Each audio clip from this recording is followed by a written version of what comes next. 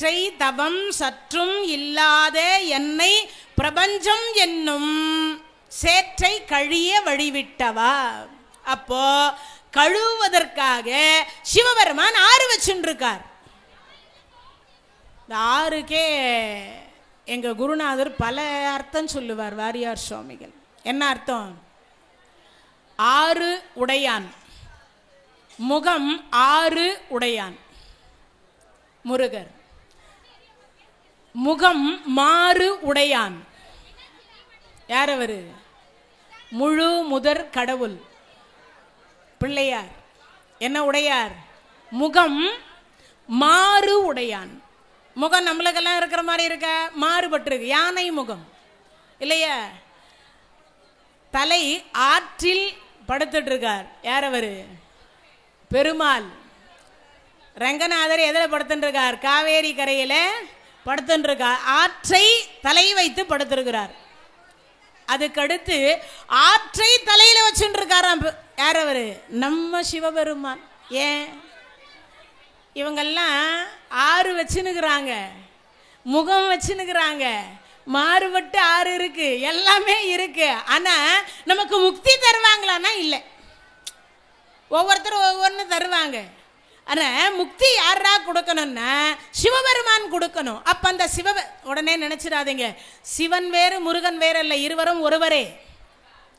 ஐமுக சிவனே அறுமுக சிவனாக வந்தார். அவ்வளவுதான் விஷயம். ஒன்றும் இதுக்கு அதுக்கு வித்தியாசம் எல்லாம் கிடையாது. ஞானிகளுக்கு தெரியும் ஆறாவது முகமாக இருக்கக்கூடிய அதோ முகம், வேற ஒன்றும் இல்லை. ஆறாவது முகம் யாருக்கு தெரியும்? ஞானிகளுக்கு தெரியும், சிவபெருமான இடத்துல. ஆனா முருகப்பெருமான் என்ன பண்ணிட்டார்? எல்லாரும் ஞானியா எப்படி ஆகிறது? இந்த படைக்கக்கூடிய சும்மா படைக்கிறானா? இந்த படைக்கக்கூடியவன் என்ன பண்றான்? எல்லாருக்கும் இந்த கதை தெரியும். சிவபெருமான் ஆலகால விஷத்தை உண்டு விட்டு அந்த பார்க்கடலை கடைந்த பொழுது சுந்தரா போய் கொண்டு வந்தார். ஆளால சுந்தரரும் நந்தியம் பெருமானும் கொண்டு வந்தாங்க, சாப்பிட்டாங்கன்னு தெரியும். ஆனால் இதுக்கு அப்புறம் ஒரு சூட்சம கதை, ஒரு கதை இருக்கு. ஆனால் பெரும்பாலும் அது யாருக்கும் தெரியாது. பெரும்பாலும் நான் வடநாட்டுக்கு நிகழ்ச்சிக்கு போயிருக்கும் பொழுது அங்கே ஒரு புத்தகத்தில் படிச்சு, இது என்ன அதிசயமாக இருக்குன்னு, சிவரகசிய புராணம்னா அந்த கதையில் போட்டு வச்சுக்கிறான். என்னன்னா 3 பிரிவாக பிரிச்சுட்டாங்களாம். எதை? ஆலகால விஷத்தை. சிவபெருமான் அவருக்கு உரிய பாகத்தை உண்ட பொழுது அவருடைய கழுத்து கருத்து போச்சு. அம்பாள் பார்த்தார். ஆத்தாலை எங்கள் அபிராம வள்ளியை அண்டமெல்லாம் பூத்தாலை மாதளம் போ நிறத்தாலை புவியடங்கு காத்தாலை அங்கையில் பாசாங்குசமும் கரும்பும் வில்லும் சேர்த்தாலை முக்கண்ணியை தொடுவார்க்கு ஒரு தீங்கும் இல்லையே. அந்த அம்மா பார்த்தா நம்ம வீட்டுக்கார உயிரை நாம தான் காப்பாற்றணும், கழுத்தை மட்டும் முடிச்சிட்டா. ஆமாம், பிள்ளையார் சுழி போட்டு வச்சுக்கிறா. இப்போ இருக்கிற பெண்களுக்கெல்லாம் ஒழுங்கா சொன்ன பேச்சு கேட்கலன்னா பிடிச்சிடுவேன் அப்படின்னு அந்த அம்மா தான் பிடிச்சிட்டா போலகுது. அப்போ அந்த திரு நீலகண்டர் என்ற நாமத்தோடு அவர் இருக்கார். நாராயணர் காக்கும் கடவுள் அல்லவா, உலகத்தை காப்பாற்றணும் அல்லவா. காக்கும் கடவுள்னா நம்மையும் காப்பாற்றணும், அவரையும் அவர் காப்பாற்றிக்கணும், பஞ்சபூதத்தையும் அவர் தான் காப்பாற்றணும். காக்கும் கடவுள்னா நீங்கள் நினைக்கிற மாதிரி ஏதோ சாதாரணமாக காப்பாற்றுறதுன்னு கிடையாது.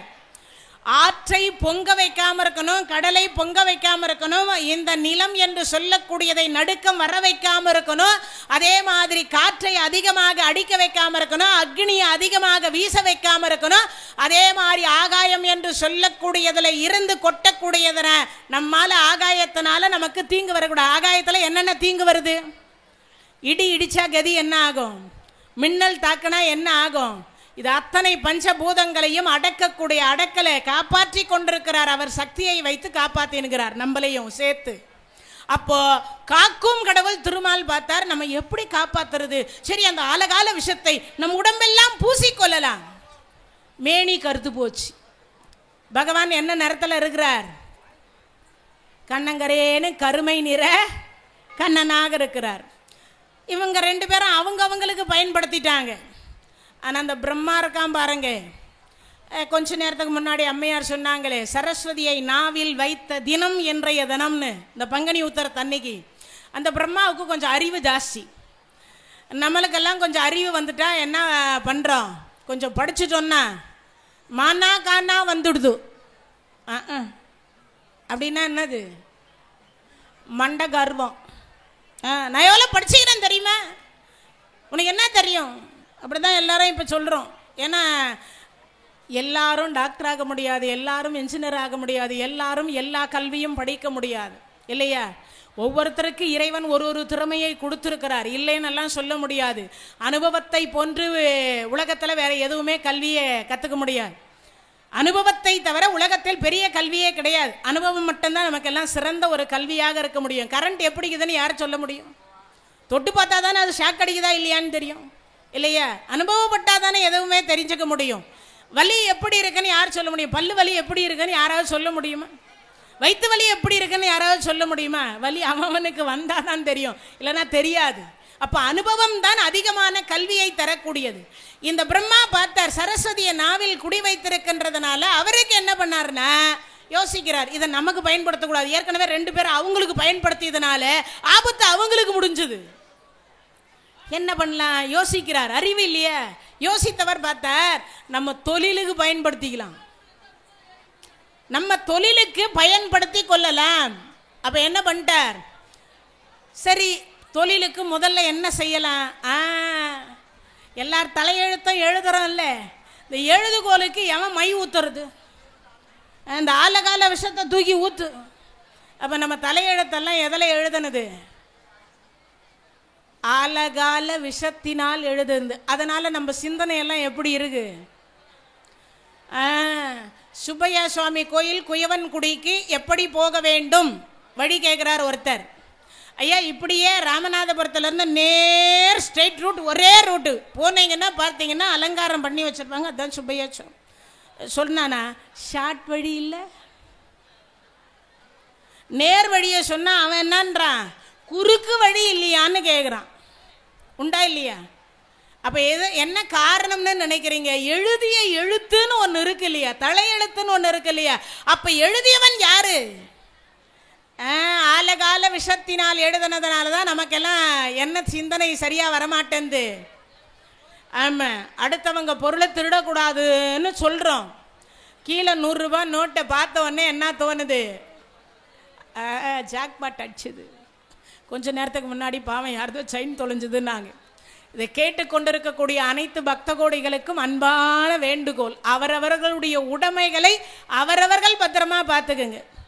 இந்த நகை போட்டு வந்திருக்கக்கூடிய பெண்கள் எல்லாம் வந்து சேஃப்டி பின் அப்படின்னு சொல்லக்கூடியதை கவனிங்க. தீமிதி திருவிழாவின் பொழுது யார் எங்கே எப்படி இருப்பாங்க, யார் என்ன செய்வாங்கன்னு தெரியாது. 60,000 போயிருக்குன்னு நினைக்கிறேன் சவரம் விலை, 916 இல்லையா? போனால் 1 மாதத்துக்கு சாப்பிட்லாம், உண்டா இல்லையா? அதனால் எல்லாரும் அவரவர்கள் உடைமைகளை, செல்ஃபோனாக இருக்கட்டும், சாவியாக இருக்கட்டும், உடைமைகளாக இருக்கட்டும், நகைகளாக இருக்கட்டும், தயவு செய்து பத்திரமா பார்த்துக்குங்க. இறைவனுடைய கருணையினாலே இப்போ பிரம்மாவாக இருக்கக்கூடியவர் தலையெழுத்து என்று சொல்லக்கூடியதை எழுதியது ஆலகால விஷத்தினால். அப்போ எண்ணம் எப்படி இருக்கும்? விஷமத்தனமாகத்தானே இருக்கும். இப்போ எழுதியவன் தானே குற்றவாளி, நாம் இல்லை குற்றவாளி, எழுதியது அவர். சரி, ஒரு பகுதியை வச்சுட்டார். 2வது பகுதியை எங்க வச்சார் அப்படின்னு பார்த்தீங்கன்னா ஆண்களினுடைய கரு விழியில் வைத்தார். ஆண்களினுடைய கருவிழியிலே ஆலகால விஷத்தை வச்சுட்டார். சரி, 3வதா எங்க வைக்கலான்னு பார்த்தார். பெண்களினுடைய ஸ்தனம் என்று சொல்லக்கூடிய மார்பகத்தினுடைய காம்பு பகுதியில் வைத்து விட்டார். ஒரு பெண்ணை ஒரு ஆண் பார்க்கின்ற பொழுது சத்தியமா முகத்தை அவன் பார்க்க மாட்டான். இப்பவே உங்களுக்கு புரிஞ்சிருக்கும்னு நினைக்கிறேன். விஷம் விஷத்தை நோக்குகிறது, தப்பு ஆண்கள் பேர் அல்ல. உடனே அது தப்புன்னு அதுக்கு 6வதா ஒரு அறிவு கொடுத்துக்கிறான். மிருகம் இல்லை நாம, நாம் 6 அறிவு படைத்த மனிதர்கள். 6வதா ஏன் மிருகத்துக்கும் நமக்கும் வித்தியாசம் தெரிவதற்கு தான் ஒரு அறிவு எக்ஸ்ட்ரா கொடுத்துக்கிறான். இது தப்பு என்று சொல்லி நாம் என்ன பண்ணணும்? பார்வையை விளக்கணும். அதுக்கு தான் 6வதாக சிந்திப்பதற்கு ஒரு அறிவை கொடுத்தார். இப்போ 3 பகுதி 3 வச்சுட்டார. ஆண்களினுடைய கருவிழியில், பெண்களினுடைய ஸ்தனத்தினுடைய காம்பு பகுதி, மார்பகத்தினுடைய காம்பு பகுதியில் ஒரு பகுதி ஆலகால விஷத்தினால் நம் தலையெடுத்து எழுதியது. இப்போ 3 பகுதி பிரிச்சுட்டார. இப்போ புரிஞ்சிருக்கும்னு நினைக்கிறேன். ஏன் நம்மெல்லாம் திருடுவது, பொய் சொல்லுவது, ஏமாற்றுவது, குடியை கெடுப்பது மற்றும் இருக்கக்கூடிய பஞ்சமா பாதக செயல்களை செய்வதற்கு அடிப்படை காரணம் அந்த பிரம்மா. அப்போ இவ்வளவும் செஞ்சிட்டாரா? இப்போ பிரம்மா கிட்ட சிவபெருமான் கேட்குறார், ஏண்டா ஆலகால விஷத்தை உனக்கு பயன்படுத்துவேன்னு பார்த்தா கடைசியில் உன் தொழிலுக்கு பயன்படுத்துறேன்னு ஜனங்க மேலே போய் ஜீவன்கள் மேலே போய் வச்சுட்டியேடான்னார். நான் என்ன பண்ணுறது சுவாமி, எனக்கு அவ்வளவு அறிவு நீங்கள் யாருக்காவது கொடுத்துருக்கணும், நீங்கள் பாட்டுக்கு வச்சுட்டீங்க. அப்போ தான் சிவபெருமான் பார்த்தார், நீ என்ன பண்ணாலும் என்கிட்ட இருக்குடா வழின்னார். என்ன வழி இருக்கு? அதைத்தான் இவர் சொல்கிறார். பேற்றை தவம் சற்றும் இல்லாத என்னை பிரபஞ்சம் என்னும் சேற்றை கழியே வழிவிட்டவா. ஏன் நீ எத்தனை முறை எத்தனை ஆசைப்பட்டாலும் என்னை ஒரு முறை வந்து வணங்கி சிவாய நம என்று சிந்தித்தாலே ஆனால் சிவனோடு ஒக்கும் தெய்வம் தேடினும் இல்லை, அவனோடு ஒப்பர் இங்கு யாவரும் இல்லை, புவனம் கடந்து பொன்னொலி மின்னும் தவனச் சடைமுடி தாமரையானே சிவசிவ என்கிலர் தீவினையாளர் சிவசிவ என்றிட தீவினை மாறும் சிவசிவ என்றிட தேவரும் ஆவர் சிவ சிவ என்ன சிவகதி தானே. என்ன பண்ணிட்டார்? நீ என்னென்ன பண்ணாலும் நான் வச்சுருக்கிறேன் என் திருமுடியில் ஒன்றுத்தன்னார். என்ன வச்சுருக்கீங்க சுவாமி? ஆற்ற வச்சுருக்கேன்டா. அது என்ன பண்ணும் சாமி? இந்த பங்குனி யுத்தத்தில் கொஞ்ச நேரத்துக்கு முன்னாடி அம்மையார் பேசும்பொழுது சொன்னாங்க இல்லையா, தீர்த்தம் என்று சொல்லக்கூடியதில் நீராடக்கூடிய ஒரு புண்ணியம் அப்படின்னு சொல்லக்கூடியது நாளை காலையில் 10 மணி வரைக்கும் இருக்குது. எது? பங்குனி உத்தரம் என்று சொல்லக்கூடியது நாளை காலையில் 10 மணி வரைக்கும் இருக்குது. முடிஞ்சவங்க ஆற்றில் குளத்தில் அப்படி முங்கும் பொழுது நீச்சல் தெளிஞ்சு முங்குங்க இல்லையா.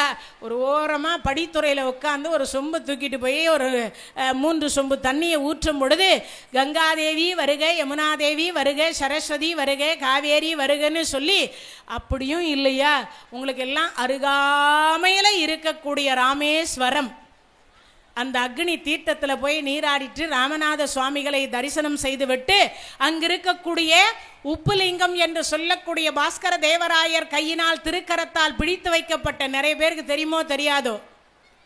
தெரியாதுல்ல?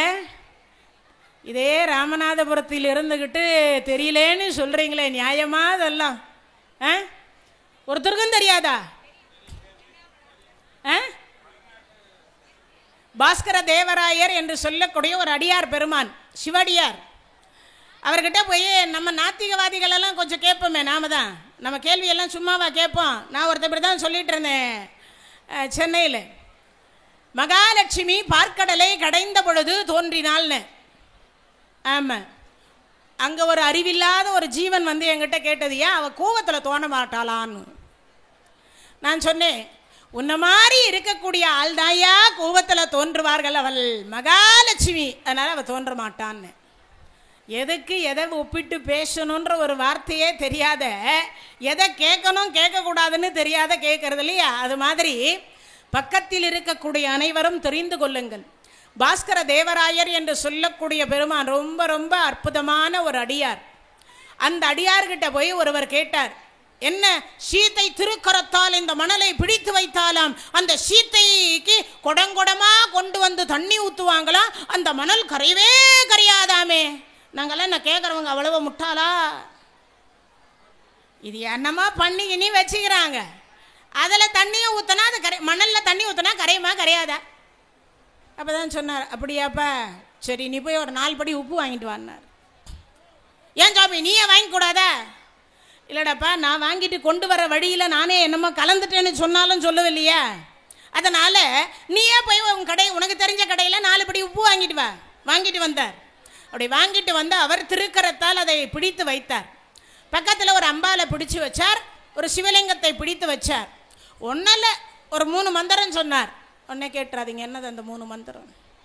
பஞ்சாட்சர மந்திரம் தான் சொன்னார், வேறு ஒன்றும் சொல்லலை. அவர் என்ன சொன்னார்? சிவாய நம என்று சிந்தித்திருப்போர்க்கு அபாயம் ஒரு நாளும் இல்லைன்னார். அவ்வளவுதான். அவர் சொல்லும் பொழுது இதை சொல்லிட்டு பிடிச்சி வச்சுட்டார். டேப்பா இப்போ உன் சக்திக்கு என்ன முடியுமோ ஊத்துடான்னார். இப்போ அவன் ஊத்துறான், குடங்குடமாக கொண்டு வந்து ஒரு உப்பு கல் கூட கரையில் ஒரு உப்பு கல் கூட அதில் இருந்து பிரியலை. அது இருக்கக்கூடிய தலம் பக்கத்தில். உங்களுக்கெல்லாம் எவ்வளோ பெரிய புண்ணியம் இல்லை? பாஸ்கர தேவராயர் திருக்கரத்தால் பிடித்து வைக்கப்பட்ட ராமேஸ்வர தலத்தில் இருக்கக்கூடிய உப்புலிங்கம் ஒரு முறையாவது வாழ்க்கையில் போய் நீங்கள்லாம் தரிசனம் பண்ணணும். கேளுங்க, சொல்லுவாங்க. இடம் தெரியலனாலும் பாஸ்கர தேவராயர் என்று சொல்லக்கூடிய அவர் திருக்கரத்தால் பிடித்து வைக்கப்பட்ட உப்புலிங்கம் எங்க இருக்குன்னு கேளுங்க, சொல்லுவாங்க. ஏன்னா நிறைய பேர் அது எங்க இருக்கு, நானும் தான் 10 வாட்டி போய்கிறேன், இன்னும் பார்த்ததே இல்லையே. கேளுங்க, கேட்டாதானே வாய் உள்ள பிள்ளை தானே பிழைக்கும். அதுபோல சிவபெருமான் இந்த கலியுகத்திலும் அந்த மாதிரி கண்கண்ட சில செயல்கள் எல்லாம் செய்து வைத்திருக்கின்றார். இப்ப சிவபெருமான் சொல்றார், என் தலையில் 6 இருக்கிறதுன்னார். எதுக்கு? நீ எத்தனை தலைமுறை எழுதினாலும், நீ என்னென்ன விஷயத்தினால் எழுதினாலும் அதை கழுவுவதற்கு என்கிட்ட 6 வச்சுருக்கேன்டான்னார். எதே? பிறவி புழுக்கத்தை போக்குவதற்காக 6. அதனால நாளைக்கு 10 மணி வரைக்கும் இருக்கு. சரி, போக முடிஞ்சவங்க போக முடியாதவங்க அந்த அம்மாவே ஏற்கனவே சொல்லிட்டாங்க இல்லையா, அதுக்கு ஒரு ஐடியா சொல்கிறேன் பாருங்க. உங்களுடைய வாலி என்று சொல்லக்கூடியதில் வலக்கரத்தை வைத்து கொண்டு உங்களுடைய தண்ணியில், குளிக்கிற தண்ணியில் நாளை காலையில் ஒரு துளி மஞ்சத்தூளை போட்டு அப்படி வலக்கரத்தை தூக்கி அந்த வாலி தண்ணிலையோ, உடனே கேட்டுறாதீங்க வாலியில் தான் பிடிக்கணுமா, அன்னக்குடியில் பிடிக்கலாமா, டப்பில் பிடிக்கலாமா. ஏன்னா நம்ம ஆட்கள் எதை கேட்கக்கூடாதோ அதை தான் முக்கியமாக கேட்பாங்க. எங்கள் வீட்டில் பித்தளை பக்கெட் தானே இருக்குது, குளிக்கிற அறையில் எண்ணெய் இருக்கோ அதை வச்சுட்டு உங்கள் முகம் வடக்கு பார்த்துருக்கணும். இங்கே எது திசை? வடக்கு இதானே வடக்கு. உங்கள் முகம் வீட்டு பாத்ரூம் உடனே எந்த பக்கம் இருந்தாலும் பரவாயில்ல, உடனே கேட்டுறாதீங்க எங்கள் வீட்டு வாசப்படி இப்படி இருக்கு, கிழக்கு இருக்கு, மேற்கு இருக்கு, தெற்கே இருக்கேன்னு கேட்கக்கூடாது. வாசப்படி அப்படின்னா இருந்துட்டு போகுது, நீங்கள் உட்கார்ற இடம் முகம் பார்த்து, பாத்ரூமில் முகம் வடக்கு பார்த்து இருக்கணும், வலக்கரம் தண்ணியில் இருக்கணும். கங்கா, உங்களுக்கு எத்தனை நதி பேர் வருதோ, எத்தனை நதி வருதோ அத்தனை புண்ணிய நதிகளையும் சொல்லிட்டு ஒரு 3 ஜக்கு தண்ணியை தூக்கி தலையில் ஊற்றிக்கோங்க. தாய் வழி 7, தந்தை வழி 7, தன்னுடைய வழியில் 7, 21 தலைமுறை தெரியாமல் செய்த பாவம் விலகும். என்ன விலகும்? தெரியாமல் செய்த பாவம். உடனே கேட்பீங்க, பாவம் இருக்குதா? அந்த பாவமெல்லாம் என்னென்ன பாவம்? நான் சொல்லலை, வள்ளலார் சுவாமிகள் சொல்கிறார். மனு முறை கண்ட வாசகம். எல்லாரும் ஒரு ஜெராக்ஸ் எடுத்து வச்சுக்கோங்க. இந்த மனுமுறை கண்ட வாசகம் திரு அருட்பாவில் இருக்கும். ஒரு 44 வகையான பாவத்தை அதில் சொல்லியிருப்பார். நல்லோர் மனதை நடுங்கச் செய்தேனோ, நற்றாற்றில் கையை நழுவ விட்டேனோ, வழிய வழக்கிட்டு மானம் கெடுத்தேனோ, வரவு போக்கடியா வழியடைத்தேனோ, தானம் கொடுப்போரை தடுத்து நின்றேனோ, தர்மம் பாராது தண்டனை செய்தேனோ, கலந்த சிநேகிதருக்கு கலகம் செய்தேனோ, மனமொத்த நட்புக்கு வஞ்சகம் செய்தேனோ, மண்ணோரம் பேசி வாழ்வழித்தேனோ, குடிவரி உயர்த்தி கொள்ளை கொண்டேனோ, குடிக்கின்ற நீருள்ள குளத்தை தொடுத்தேனோ, ஏழைகள் வயிறு எரியச் செய்தேனோ, இறப்போர்க்கு பிச்சை இல்லை என்றேனோ சொல்லியிருப்பார். பசித்தோர் முகத்தை பாராதிருந்தேனோ, பகை கொண்ட அயலார் பயிரை அழித்தேனோ, குடும்பத்தை கோல் சொல்லி குடும்பத்தை களைத்தேனோ, கணவன் வழி நிற்போரை கற்பழித்தேனோ, கர்ப்பத்தை அழித்து கலைத்திருந்தேனோ, குருவை வணங்க கூசி நின்றேனோ, குருவின் காணிக்கை கொடுக்க மறந்தேனோ, பட்சியை குண்டில் பதைக்கடைத்தேனோ, கல்லும் நெல்லும் கலந்து விற்றேனோ, கன்றுக்கு பால் ஊட்டாது கட்டி வைத்தேனோ, குருவை வணங்க கூசி நின்றேனோ, குருவின் காணிக்கை கொடுக்க மறந்தேனோ, தந்தை தாய் மொழியை தள்ளி நடந்தேனோ. இது எல்லாம் சொல்லி முடிச்சு கடைசியாக ஒரு வரியில், ஒரே வரியில் ஒன்று சொல்லியிருப்பார். தெய்வத்தை இகழ்ந்து செருக்கடைந்தேனோ அப்படின்னு இருப்பார். இதுக்கு முன்னாடி வந்த 43 வகையான பாவத்தை பண்ணாலும் பண்ணிடு, கடவுள் இல்லவே இல்லை, கடவுள் இருந்தால் கண்ணுக்கு தெரிய மாட்டார், நான் தான் கடவுள். சில பேர் சொல்கிறோம்ல, இப்பயும் சொல்லிக்கிறான், நான் தான் கடவுள், என் மேலே அம்மா வருவா, என் மேலே அப்பம் வருவான், ஆமாம் முனீஸ்வரன் வரான், கருப்பண்ண சுவாமி வரான், சுடலமண்ட சுவாமி வரான், முருகப்பெருமான் வரான், பெருமாள் வரார், நான் டைரெக்டாக பேசுவேன், டீலிங் இருக்குது எனக்கும் முருகனுக்கும் பாங்க. சில பேர் டீலிங் இருக்கிறவர் வெள்ளம் வராமல் தடுத்துருக்கணும், உண்டா இல்லையே? சொல்லியிருக்கலாம், ஏப்பா முருகா நாங்கள்லாம் சாதாரண மனிதர்கள், நீ கோவப்படக்கூடாது, அதனால் தயவு செய்து இந்த வெள்ளத்தெல்லாம் தடுத்து நிறுத்து சொல்லியிருக்கலாமே இல்லையா? சொல்லிக்கலாம், இறைவன் வருவார், இல்லைன்னு சொல்ல. உத்தமமான ஆன்மா மீது 1 செகண்ட் வந்துட்டு மறைந்து விடுவார். நீங்கள் உண்மையிலே இறைவனை பேசலாம், இறைவன்கிட்ட பேசலாம், இறைவன் உங்கள் கனவுல தோன்றலாம். அதுக்கெல்லாம் வழி என்னன்னா, உங்கள் அன்பு பக்தி அவர் மேலே இருக்கணும், அந்த அளவுக்கு உங்கள் பக்தி இருக்கணும், அந்த அளவுக்கு நீங்கள் உண்மையாக இருக்கணும், இப்போ சொன்ன பாவத்தை செய்யாதவராக இருக்கணும். இப்போ சொன்ன பாவத்தில் 44 வகையான பாவத்தை இன்னொரு அதெல்லாம் கூட பரவாயில்லன்றார் வள்ளலார். எது? தெய்வத்தை இகழ்ந்து செருக்கடைனேனோ, கடைசி வரி சொன்னார் இல்லையா? அதுக்கு என்ன அர்த்தம் தெரியுமா? விழுந்து விழுந்து சுவாமி கும்பிட்றேன் சுவாமி, நான் மட்டும் இன்னும் அப்படியே தான் இருக்கிறேன் சுவாமி. சாமியே கும்பிடாதவெல்லாம் சுவாமி நல்லா தான் சாமி இருக்கிறான். இந்த கேள்வி எல்லார் மனசுலையும் வந்திருக்கா இல்லையா? உங்களுக்கெல்லாம் நான் இவ்வளோ சொல்கிறேன், என் மனசுலையும் வந்தது. 8 வருஷத்திற்கு முன்னதாக என் கணவர் இறந்த பொழுது எனக்கும் அப்படி தான் வந்துச்சு. உளுந்து உளுந்து உனக்காகவே என் கணவர் தொண்டு செய்து இல்லாமல் என்னையும் சாமியார் ஆக்கி ஊர் ஊராக போய் பிரசங்கம் பண்ணுன்னு சொல்லி விட்டுட்டு போனீங்களே, ஏன் சுவாமி இப்படி நடந்ததுன்னு எனக்கும் அந்த முருகனை பார்த்து நானும் தான் கேட்டேன்.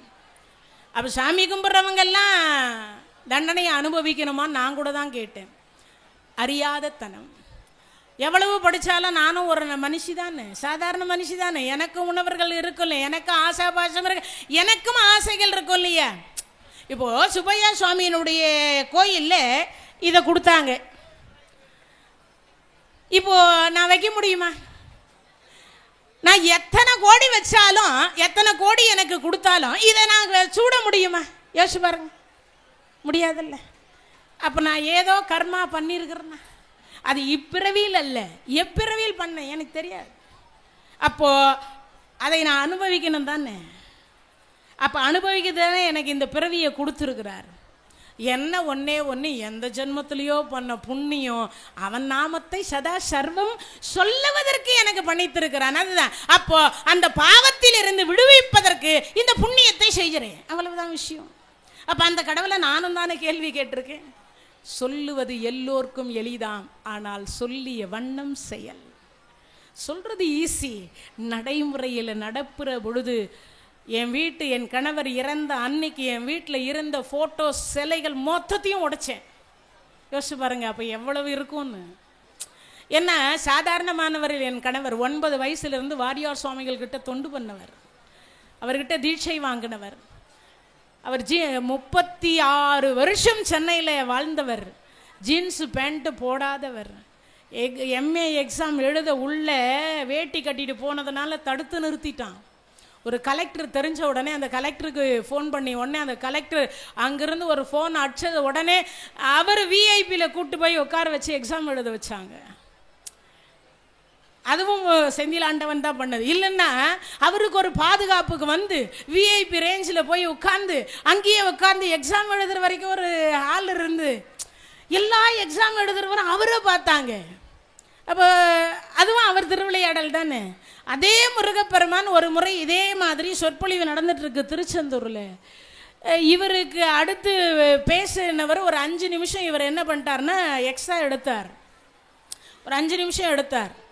உங்களுடைய நேரத்திற்குள் நீங்கள் முடிக்காமல் போகிறதுக்கு தவறுன்னு சொல்லி வாக்குவாதம் பண்ணி மிகப்பெரிய சண்டை மேடையிலேயே வச்சு வேறு மாதிரி பேசிட்டார். இவர் சொன்னார், இவருக்கு லேட்டாக கொடுத்தாங்க, 10 நிமிஷம் லேட்டாக கொடுத்தாங்க. இவர் கொடுக்கும் பொழுது 10 நிமிஷம் லேட்டாக கொடுத்தாங்க. அப்போ அந்த ஆர்கனைஸ் பண்ணுறவர் சொன்னார், அண்ணா நீங்கள் 10 நிமிஷம் லேட்டாக முடியுங்கன்னார். அதுக்குள்ளே அவர் வந்துட்டு டைமிங்க்கு முடிக்கல, அது எப்படி நீங்கள் ஏன் டைமை எடுக்கலான்னு சொல்லி பிரச்சனை பண்ணி மேடையிலேயே அவர் ஏதோ ஒரு வார்த்தையை விட்டுட்டார். அழுதுகிட்டே திருச்செந்தூர் முருகர்கிட்ட போனார். இது நடந்த உண்மை. முருகர்கிட்ட போனார், நான் என்னையா பண்ணேன், 10 நிமிஷம் அவங்க லேட்டாக முடியுன்னாங்க, நான் 5 நிமிஷம் தான் எடுத்துக்கிட்டேன். அதுக்குள்ளேயே வந்து அவர் சத்தம் போடுறாரு, நான் என்னையா பண்ணுவது அப்படின்னு சொல்லிட்டு கண்ணீர் விட்டார். கருவறையில் நின்று நடந்த உண்மை. மறுநாள் பார்த்தா எங்களுக்கு அடுத்து அவர் மறுபடியும் பேசணும். அவருக்கு ஜுரமோ என்னமோ தெரியல, வந்துட்டு பேசவே முடியல. நிர்வாகத்தினர் வந்து சொல்கிறாங்க, அண்ணா நேற்று 5 நிமிஷம் எக்ஸ்ட்ரா எடுத்ததுன்னு ஒருத்தர் சண்டை போட்டார்ல, அவர் இன்னைக்கு வரல, அவர் டைமே நீங்களே சேர்த்து பேசுங்கண்ணா. 5 நிமிஷம் எடுத்ததுக்கு தகராறு பண்ணார். இன்னைக்கு அவருடைய டைமை 1 மணி நேரம் 60 நிமிஷத்தை இவருக்கு சேர்த்து கொடுத்துட்டார். இதான் இறைவன் திருவிளையாடல். அப்போ இறைவன் இருக்கிறார், கர்மவினை என்பதை நம்மால தொலைக்க முடியல. அப்போ இறைவன் பால் நோவதில் எய்தவன் இருக்கின்ற பொழுது அம்பை நோகலாமா? நோகக்கூடாது இல்லையா? அப்போ ஏதோ ஒரு கர்மவினை இன்னும் தீரல, அதனால நமக்கு துன்பம் வருது. அதனால ஆண்டவன் இல்லை என்று நம்மால வாதாட முடியாது. அதைத்தான் இங்க சிவபெருமான் சொல்றார், பேற்றை தவம் சற்றும் இல்லாத என்னை பிரபஞ்சம் என்னும் சேற்றை எல்லா குழந்தையும் சேறு பூசின்னு இருக்கான். இறைவன் சிவபெருமான் 6 வச்சுன்னு இருக்காராம். அப்போ எந்த பக்கம் உங்க வீட்டு பாத்ரூம் இருந்தாலும் புண்ணிய நதிகளினுடைய பெயரை சொல்லி நாளை காத்தால 10 மணி வரைக்கும் இருக்கு. அப்ப நீங்க குளிச்சா அந்த பாவம் விலகும். எந்த பாவம்? தெரியாமல் செய்த பாவம். தெரிஞ்சு பண்ற பாவத்துக்கு நிச்சயமா என்ன உண்டு? தண்டனை உண்டு. ஒரு உதாரணம் சொல்றேன் பாருங்க, உடனே நீங்க நினைச்சுக்கலாம், கடவுளே தப்பு பண்ணா தண்டனை நிச்சயம்னா நாமெல்லாம் சாதாரணமானவர்கள். கடவுளே, கிருஷ்ணர் வயசு 16 வயது கோபிஸ்ரீகள் குளிக்கிறாங்க. குளிச்சுக்கிட்டு இருக்கிற பொழுது ஆண்கள் குளிக்கிற படித்துறைக்கு பெண்கள் போகக்கூடாது, பெண்கள் குளிக்கிற படித்துறைக்கு ஆண்கள் வரக்கூடாது. இது நியதி அந்த காலத்தில். இப்போ அந்த இடத்துல பார்த்தீங்கன்னா யாரு பகவான் போறார். போனவர் பார்த்தார், பெண்கள் குளிச்சுட்டு இருந்தாங்க. அந்த ஆடை முழுவதும் எடுத்து மேலே தலைமை அப்படி வச்சுட்டு இருந்தார், எங்க மரத்து மேலே. பெண்கள் குளிச்சு முடிச்சு கரையில் பார்த்தா ஆடையை காணும். யாருடைய எடுத்துருப்பா? அப்பதான் இவர் புல்லாங்குழல் வாசிக்கிறார். அடியே எடையும் அடையும் திருட்டு கிருஷ்ணன், இவன் தாண்டி எடுத்து வச்சிருக்கா. கிருஷ்ணா, பெண்கள் குளிக்கிற இடத்துக்கு நீ ஆண்கள் வரக்கூடாது, எப்படி வந்த? நீங்கள்லாம் பெண்கள் ஆடி அப்படின்னார். ஏன் கிருஷ்ணா சந்தேகம்? பிறந்த மேனியோடு குளிப்பது தவறல்லவா? இடையில ஒரு ஆடை உடுத்தி அல்லவா குளிக்கணும், இல்லைன்னா தோஷம் வரும்னு தெரியாதா? இது எல்லாரும் தெரிஞ்சு வச்சுக்கணும். நம்ம வீட்டு பாத்ரூமாக இருந்தாலும் கூட, ஆணாக இருந்தாலும் பெண்ணாக இருந்தாலும் இடையில் ஒரு ஆடை உடுத்தி குளிக்கணும். ஆடை இல்லாமல் குளிக்கக்கூடாது. ஆடை இல்லாமல் குளித்தால் அந்த நீரே உங்களுக்கு தோஷமாகும். அதுதான் சளி பிடிக்கிறது, ஜுரம் வர்றது, எல்லாத்துக்கும் காரணம். அதுவே தோஷமாக மாறுமா? ஜலதோஷம் வருது, அதுக்கெல்லாம் காரணம் என்னது? ஏன்னா அந்த கங்காதேவி ஒரு பெண், அந்த கங்கை மாதா ஒரு பெண். அவள் ஒரு மேனியை தீண்டுகிற பொழுது அவளுக்கும் கூச்சம்னு ஒன்று இருக்கும் அல்ல. அப்ப அவ கங்கையில குளிச்சா பாவம் போகும், ஆனா அதுவே ஆடை இல்லாம குளிச்சா தோஷமா மாறும்டா. நீருக்கு தோஷம் இல்லை, எல்லாவற்றையும் தெளிச்சு விட்டா முடிஞ்சு போச்சுன்னு அர்த்தம். தண்ணி தெளிச்சா, இப்போ இந்த பூவை சாத்துறதுக்கு முன்னாடி என்ன பண்ணுவாங்க? தண்ணியில் தெளித்து தான் சாத்துவாங்க. ஏன்னா எத்தனை பேர் கைப்பட்டுச்சு, யார் தூய்மையாக இருந்தால், யார் பக்தியோடு இருந்தால், யார் என்ன பண்ணியிருக்கா, இது எப்படி வந்தது. அதை விட இன்னொரு பெரிய விஷயம், இது நல்ல வழியில் வந்ததா தீய வழியில் வந்ததா? இந்த பூ வாங்கி சாத்ததுக்கே இவ்வளவு இருக்குன்னா, இவ்வளோத்தையும் போக்குறது எதுடான்னா அந்த தண்ணி. அப்படி தெளித்து அப்படி போடுவாங்க. அதுக்கு என்ன அர்த்தம்? தோஷத்தை நீக்குதுன்னு அர்த்தம். ஆனா அதே தீர்த்தத்தை ஆடை இல்லாமல் குளித்தால் அது தோஷமாக மாறிவிடும்னு அர்த்தம். அப்போ உண்ட. இப்போ அந்த பெண்கள் கிட்ட இதை சொன்னார். கிருஷ்ணா, நாளையிலிருந்து செய்யறோம், இப்போ கொஞ்சம் கருணை பண்ணுனாங்க. சரி, கருணை பண்ற. இரு கரமும் மேலே தூக்கி கோவிந்தா கோவிந்தா கோவிந்தான்னு சொல்லி வந்து கரை மேல வந்து ஆடைய, கிருஷ்ணா செத்தாலும் சாவும், எங்களுக்கு ஆடையே வேண்டாம். அப்படியா? அவர் பாட்டுக்கு எவ்வளோ நேரம் வர்ண பகவானேன்னார். என்ன சுவாமி, அந்த தண்ணி ஐஸ் கட்டியாக்கு, மொத்தமாக ஐஸ் ஆகிப்போச்சு. எவ்வளோ நேரம் இருப்பீங்க ஐஸ் கட்டியில்? அப்போதான் உள்ளங்கையை காட்டினார். ராமாவதாரத்தின் பொழுது என்ன பண்ணாங்களா? ராமாவதாரம் இவர் எடுத்த பொழுது, காட்டுக்கு போகிற பொழுது முனிவர் பெருமான்கள் அப்படி வராங்க. வருகிற பொழுது அந்த முனிவர் பெருமானாக இருக்கக்கூடிய அவர்கள் எல்லாரும் இந்த ராமரை பார்த்த உடனே தோல் கண்டார், தோடே கண்டார், தோல் கண்டார், தோலே கண்டார். பார்த்த உடனே இந்த ராமனை ஒரு முறையாவது பெண்ணாக இருந்து கட்டி பிடிக்க மாட்டோமா ஆசை வந்துடுச்சு. யாருக்கு? முற்றும் துறந்த முனிவர்களுக்கு. ராமரை கட்டி பிடிக்கலான்னு போகும்போது சொல்லிட்டார், ராமர் சொல்லிட்டார், இந்த ஜென்மத்தில் சிந்தையாலும் சீத்தையை தவிர மற்ற மாந்தரை தீண்டேன்னார். ராமா, அந்த ஆசையை எங்கடா தீர்த்துக்கிறதுனா அடுத்த அவதாரத்தில் வச்சுக்கலாம். இப்போ ராமரே கிருஷ்ணராக வந்துகிறார். அந்த 16,000 முனிவர்களே கோபஸ்ரீகளாக வந்திருக்கிறார்கள். இப்போ புரிஞ்சிருக்கும்னு நினைக்கிறேன். இப்போ அவர் காட்டின உடனே, அடியே இவர் நம்ம வீட்டுக்காரர்கிட்ட என்ன வைக்கும், வாங்கன்னு எல்லாரும் வந்தாச்சு, கரை மேல வந்தாச்சு, நின்னாச்சு, கரம் கூப்பியாச்சு, கோவிந்தான்னு சொல்லியாச்சு, ஆடையை வாங்கி உடுத்திட்டு கிளம்பியாச்சு. ஆனா அந்த பெண்களை நிர்வாணமாக நிற்க வைத்ததனுடைய பாவத்தை இவர் நிர்வாணமாக நிற்க போறார். இப்போ சுபத்திரைக்கு திருட்டு கல்யாணம், அர்ஜுனருக்கும் சுபத்திரைக்கும் கல்யாணம் முடிஞ்ச உடனே இவர் சீதனம் கொண்டு போறார். சித்திர வைகாசி வெயில், நீச்சல் விளையாட்டு பாண்டவர்கள் விளையாடினுக்கிறாங்க. இவரும் போய் அந்த நீச்சல் விளையாட்டில் ஜாயின் பண்ணிக்கினார், சேர்ந்தார். 12 மணி ஆச்சு. பீமசேனர், தர்மராஜா, அர்ஜுனர் எல்லாரும் கரையேறினாங்க. எல்லோரையும் கரையேற்றுகின்ற பகவான் கரையேறல, எல்லாரையும் கரையேற்றுற பகவான் கரையேறல. அப்ப கழுத்தளவு தண்ணீர்ல நிற்கிறார். எவ்வளவு? கழுத்தளவு தண்ணீர்ல நிற்கிறார். அப்போ அந்த கழுத்தளவு தண்ணீர்ல நிற்கின்ற பொழுது அப்பதான் சொல்றாங்க, என்ன சொல்றாங்க, நடக்குதானே?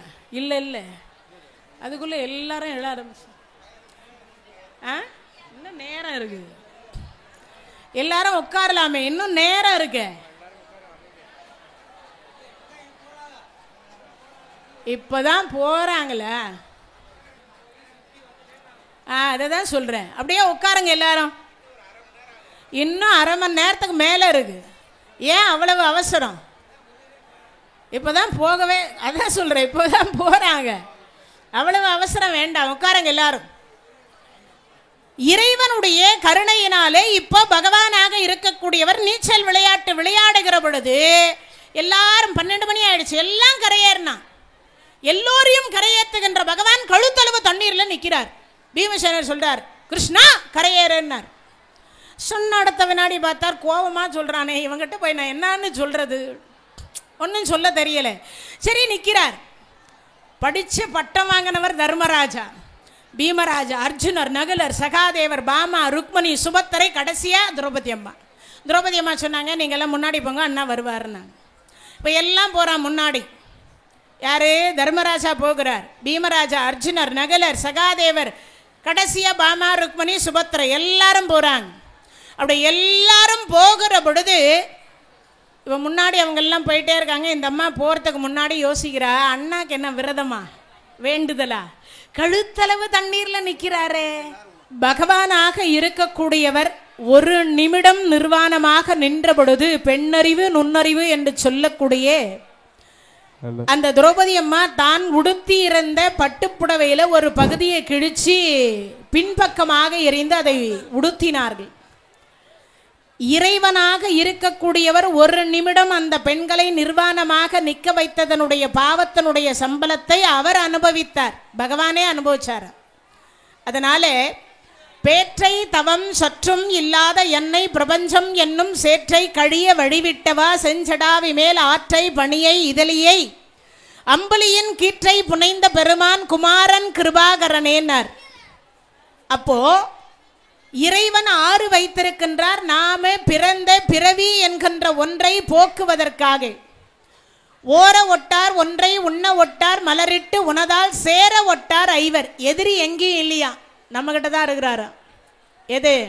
ஓர ஒட்டார் ஒன்றை உண்ண ஒட்டார் மலரிட்டு உனதால் சேர ஒட்டார் ஐவர். இந்த 5 பேர் இருக்காங்க. யாரு? மெய், வாய், கண், மூக்கு, செவி என்று சொல்லக்கூடிய இந்த உடம்பு என்று சொல்லக்கூடியதோடு சேர்த்து 5 பேர் இருக்கிறாங்க. அந்த 5 பேர் என்று சொல்லக்கூடியவர்கள் செய்யக்கூடிய பாவத்தினுடைய சம்பளம் தான் நம்மளெல்லாம் இறைவன் கிட்ட கொண்டு போய் சேர்க்க மாட்டேங்குதான். அப்போ இறைவன் என்று சொல்லக்கூடியவர் இடத்தில் நம்மை கொண்டு போய் சேர்க்காம இருக்கிறது பக்கத்து வீட்டுக்காரோ ஏத்த வீட்டுக்காரோ இல்லை நம்ம வேற யாரோ கிடையாது. அப்ப யார் சேர்க்காம இருக்கிறார்? ஓர ஒட்டார் ஒன்றை உண்ண ஒட்டார் மலரிட்டு உனதால் சேர ஒட்டார் 5 பேர். இந்த மலர் எடுத்துட்டு போய் அப்படி இறைவன் பாலில் ஒரு மலராவது சாத்தணும், ஒரே ஒரு சின்ன நெய் தீபமாவது ஏற்றணும். அதுவும் இல்லையா, கலியுகத்தில் நாமாவலி என்று சொல்லக்கூடியது கந்தர் அலங்காரம், கந்தர் கலிவென்ப, கந்தர் அனுபூதி, இருக்கக்கூடிய திருப்புகள், வேல் விருத்தம், மயில் விருத்தம், வேல் வகுப்பு, வேல்மாறல், இதெல்லாம் எது? தேவாரம், திருப்புகள். இதெல்லாம் தெரியுதோ தெரியாதோ? 4000 திவ்ய பிரபந்தம், இதெல்லாம் தெரியுதோ தெரியாதோ? ஆனால் எல்லாருக்கும் பகவானுடைய நாமம் தெரியும் இல்லையா? முருகான்னு சொல்லலாம் 3 எழுத்து, ஆறுமுகம்னு சொல்லலாம், அதே மாதிரி சரவண பவன்னு சொல்லலாம், சிவாய நமன்னு சொல்லலாம், நாராயணான்னு சொல்லலாம். ஏதாவது ஒரு ரூபத்தில் ஏதாவது ஒரு பேரோடு இறைவனுடைய திருநாமத்தை சொல்லணும். அதுக்கு என்ன காரணம்? எல்லாராலையும் போய் முழுசாக தேவாரமோ திருப்புகளோ படிச்சுக்க முடியாது. அப்போது இறைவன் மீண்டும் மீண்டும் எல்லாவற்றிலும் சொல்லக்கூடிய எல்லா அடியார்களும் பாடி அருளி கொடுத்துக்கிறது என்னது? மீண்டும் மீண்டும் அவன் திருப்பெயரை தான் மாற்றி மாற்றி சொல்லுகிறாங்க. திருவிளையாடலை மாற்றி மாற்றி சொல்லப்பட்டிருக்கிறது. அவர்கள் செய்த திருவிளையாடல்களுடைய அடியார்கள் வணங்கி எப்படி திருவருளை பெற்றிருக்கிறார்கள் என்பதை தான் மாற்றி சொல்லியிருக்கிறாங்க. ஆனால் இது அத்தனையும் சொன்ன அடியார்கள் நாமத்தை மறவாமல் சொல்லியிருக்கிறாங்க. நம்மால் அத்தனையும் சொல்ல முடியாவிட்டால் கூட நாம் எல்லாம் என்ன சொல்லலாம்? நாமம் சொல்லலாம். எல்லாருமே நாமத்தை சொல்லலாம். சரி, உடனே கேட்பாங்க நிறைய பேருக்கு என்ன ஒரு சந்தேகம்னா, சிவநாமம் சொல்கிறதா, நாராயண நாமம் சொல்கிறதா, அம்பாள் நாமம் சொல்கிறதா, முருகநாமம் சொல்கிறதா? அதை விட ஒரு கொடுமையான விஷயம், எல்லாரும் இன்றைக்கி வந்து பார்த்தீங்கன்னா இந்த யூடியூப் சேனல் மூலயமா நிறைய நிகழ்ச்சிகள் போது அந்த நிகழ்ச்சிக்காக நம்பர் கொடுக்குறோம். எல்லாரும் கேட்குற ஒரே கேள்வி என்ன தெரியுமா? எந்த சாமியை கும்பிட்டா எவ்வளவு கொடுப்பார்? எந்த சுவாமியை கும்பிட்டா எவ்வளவு கொடுப்பார்? ஆமாம், சிவனை கும்பிட்டா விபூதியை தவிர வேறு ஒன்றும் கொடுக்க மாட்டேன்றாராம். முருகரை கும்பிட்டாலும் அதே மாதிரி தான் சொல்கிறாங்க. பெருமாளை கும்பிட்டா தான் நிறைய கொடுக்குறாராமே பெருமாள். அந்த பெருமாளே கொடுக்கணுன்னா கூட நம்ம முருகப்பெருமானுடைய யாரை கேட்டு தான் கொடுக்கணும், சிவனை கேட்டு தான் அவர் கொடுக்கணும். இவங்க 2 பேரும் கொடுத்தா நான் ஏற்கனவே சொல்லியிருக்கேன், ரிஜிஸ்ட்ரேஷன் பண்ணி கொடுத்துருவாங்க 21 தலைமுறைக்கு. ஆனால் நாராயணர் காத்தால கொடுத்து சாயங்காலம் பிடிங்குவார். காத்தால 1 லட்ச ரூபாய் இல்லை 1 கோடி லாட்ரியில் விழுதுன்னா சாயங்காலம் இன்கம் டேக்ஸ் ரைடு வந்து போயிடும் மொத்தம். இல்லையா இவனே எங்கேயாவது விட்டுடுவான். அதுவும் இல்லையா இவனுடைய பிள்ளை எங்கேயாவது கொண்டு போய் விட்டுருவான், தொலைச்சிருவான். அந்த மாதிரி ஆகிடும். அப்போனா என்ன அர்த்தம்? கொடுக்க வேண்டும் என்று அவன் அருளாலே அவன் தாள் வணங்கி அவன் கொடுக்கணும்னு நினச்சா யாராலும் தடுக்க முடியாது, அவன் தடுக்கணும்னு நினச்சா யாராலையும் கொடுக்க முடியாது. ஆனால் அப்படிப்பட்ட ஒரு சிறப்பு என்பது வந்து எங்கடா இருக்குது அப்படின்னா இறைவனுடைய திருவருள்ல இருக்கு. இறைவனுடைய திருவருள் இருக்கு. அதனால ஓர ஒட்டார் ஒன்றை உண்ண ஒட்டார் மலரிட்டு உனதால் சேர ஒட்டார் ஐவர். அதனால ஒரே ஒரு பூவாவது கொண்டு போய் இறைவனுக்கு சாத்துங்க. ஒரே ஒரு என்ன பண்ணலாம், உங்களால் முடிஞ்ச வரைக்கும் ஒரு நெய் தீபம் ஏற்றலாம். அதுவும் இல்லையா நாமாவளி சொல்லலாம் முடிஞ்ச வரைக்கும். எப்போ? உண்ணும் பொழுது, உறங்கும் பொழுது, பேசும் பொழுது, பேணும் பொழுது, எப்போ வேணாலும் நாமத்தை சொல்லலாம். நீங்கள் வேலை செஞ்சுக்கிட்டே கூட மனத்தில் என்ன சொல்லலாம்? உங்களுக்கு பிடிச்ச கடவுளுடைய நாமத்தை சொல்லலாம். அதுக்கு ஒரு உதாரணம் சொல்கிறேன் பாருங்க. தங்கம் ஒன்று தான். காதில் போட்டால் கம்பல், மூக்கில் போட்டால் மூக்குத்தி, அதுவே கீழே போட்டால் புல்லக்கு, கழுத்தில் போட்டால் நெக்லஸ், அதுவே கழுத்தில் செயின், அதுவே கழுத்தில் ஆரம், இடுப்பில் போட்டால் ஒட்டியானம், கையில் போட்டால் வளையல், அதே விரலில் போட்டால் மோதிரம், அதுவே என்னென்னமோ இருக்கு. இத்தனுண்டு தங்கம் கெட்ட கேடு இவ்வளவு பெயர் எடுக்கின்ற பொழுது இறைவன் அவ்வளவு பெயர் எடுக்க கூடாதா? திருவருள் ஒண்ணுதாங்க. நீங்க எந்த கடவுளை வணங்கினாலும் உன் பக்தி சரியா இருக்கணும், ஒழுக்கம் சரியா இருக்கணும், அவன் மீது காட்டக்கூடிய அன்பு சரியா இருக்கணும், முடிஞ்ச வரைக்கும் பாவத்தை பண்ணாம இருக்கணும், முடிஞ்ச வரைக்கும் வையிர் கதிர் வடிவேலோனை வாழ்த்தி நொய்யில் பிளவல வேணும் பகிர்வெங்கள். எது? நொய்யில பாதியாவது கொடுங்கன்றார் அருணகிரி பெருமான். அரிசியில 4 பங்கு நொய்யி, அந்த நொய்யிலையாவது பாதி எறும்பு புத்துக்கு போடுறான்றார். அப்போ என்ன பண்ணணும்? அதையாவது கொஞ்சோண்டு போடணும். நாமெல்லாம் தேங்காய் முடியில் எறும்பு இருந்தாவே ஒரு அம்மா சொல்லுது, அடையார் பெரியபாளையத்தம்மன் கோயிலில் நிகழ்ச்சி பண்ணிட்டு இருக்கேன், அது சொல்லுது, தேங்காய் முடியில் எறும்பு வந்த உடனே தோசைக்கல்லை அடுப்பை பற்ற வச்சு தோசைக்கல்லை மேலே வச்சு அது மேலே கொண்டு போய் தேங்காய் முடியே தட்டிடுவேன்னுது. சிவசிவான்னு என்ன பண்ணுறது? அப்படி இல்லையா கொதிக்கிற வெயிலில் கொண்டு போய் தட்டிடுவேன்னுது. எறும்பு புத்துக்கு அரிசியை போடுன்னா அது சொல்கிற வார்த்தை என்னவா இருக்குது? அந்த மாதிரி ஒரு வார்த்தையாக இருக்குது. அப்போனா என்ன அர்த்தம்? முடிஞ்ச வரைக்கும் நாம் தான தர்மங்களை நமக்கே வேணும்னு சேர்த்தக்கூடாது.